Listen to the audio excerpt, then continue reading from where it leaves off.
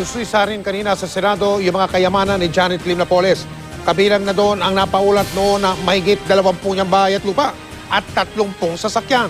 Ang mga senador naman dismayado sa tila pag-iwas sa pagsagot at sa mga tanong nila, pati ng umano'y pagsisinungaling ni Napoles. Mula sa Senado nakatutukoy si Sandra Aguinaldo. Sandra. Mike, sa ngayon ay pinag-iisipan nga nitong Senado kung iko-contempt si Janet Lim Napoles dahil sa umunoy pag-iwas niya sa mga tanong at pagsisinungaling nung siya ay tinatanong ng mga senador. At bukod nga sa umunoy katiwalian sa paggamit ng pork barrel, ay natanong din itong si Janet Lim Napoles kaugnay sa kanyang kayamanan at mga negosyo.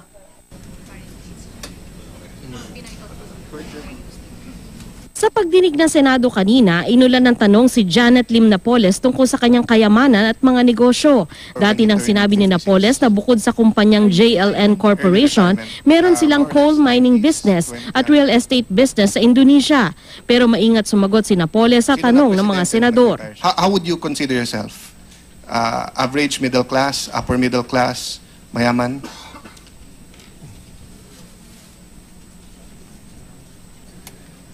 Tama lang ho sa buhay. Tama lang sa buhay. So, alimbawa po, di ba, parating pinapakita ngayon November 1 yung musileo nung parents mo. Sabi nila, it costs around 2 million pesos. Tama ho ba yun?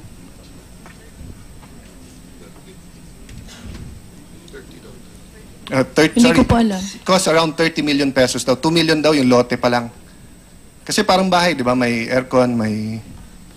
Paano nyo hindi alam, Mr. Napoles, sino ba nagbayad nun? Lahat ho kami magkakapatid. Sabi rin niyo po kanina, may carbon credits pa kayo sa Amerika. Opo. Galing po yan dun sa coal mining nyo sa Indonesia? Hindi po. Saan po? Sa States, yung mga foreigner tsaka yung mga lawyer nakakaalam ho. Kailangan to sa Tinanong din si Napoles kaugnay sa dating napaulat na 28 real estate property niya at 30 sasakyan. Pero sabi ni Napoles, You admit na mayaman ka? You have a lot of money and resources? Hindi po. Hindi. tinanong din siya tungkol sa panayam niya sa pahayagang Inquirer kung saan nabanggit umano niya kay Professor Solita Maring Winnie Munsod kung sino ang mastermind sa PDAF scandal. Pero maging ito, hindi raw maalala ni Napoles. Sa ilang punto ng pagdinig, nakuna ng GMA News na tanga ni Napoles ang isang papel kung saan nakasulat ang mga katagang right to remain silent at right against self-incrimination.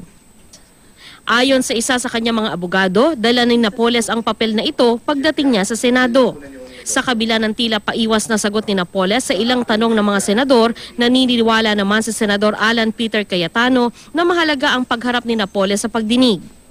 I think naging productive tong hearing na to, not in hearing the truth from her mouth, but in proving na nagsasabi ng totoo yung whistleblowers. Sa pagtatapos ng hearing, nakitang kumamay pa si Napoles kay DOJ Secretary Laila De Lima bago ilabas ng kanyang security pabalik sa Fort Santo Domingo. Naging mailap naman sa media ang 3 senior lawyer ng PAO na umasiste sa kanya sa pagdinig. Depende po sa view po ng mga senators po. Depende po sa view din ng public. We just did our job. Mike, sa pagdinig din ng Senado kanina ay sinabi nitong si Attorney Levito Baligod, siya po yung abogado ng mga whistleblower, na siya po ay sinubukang alukin nitong si Attorney Alfredo Villamor. Isa po siya sa mga abogado naman ni Napoles ng 5 milyon piso para manahimik. At ayon naman kay Villamor ay hindi ito panunuhol, kung hindi ito ay isang attempt para sa settlement dahil total magkamag-anak naman daw si Napoles at itong si Ben Herloy. Mike? Maraming salamat, Sandra Aguinaldo.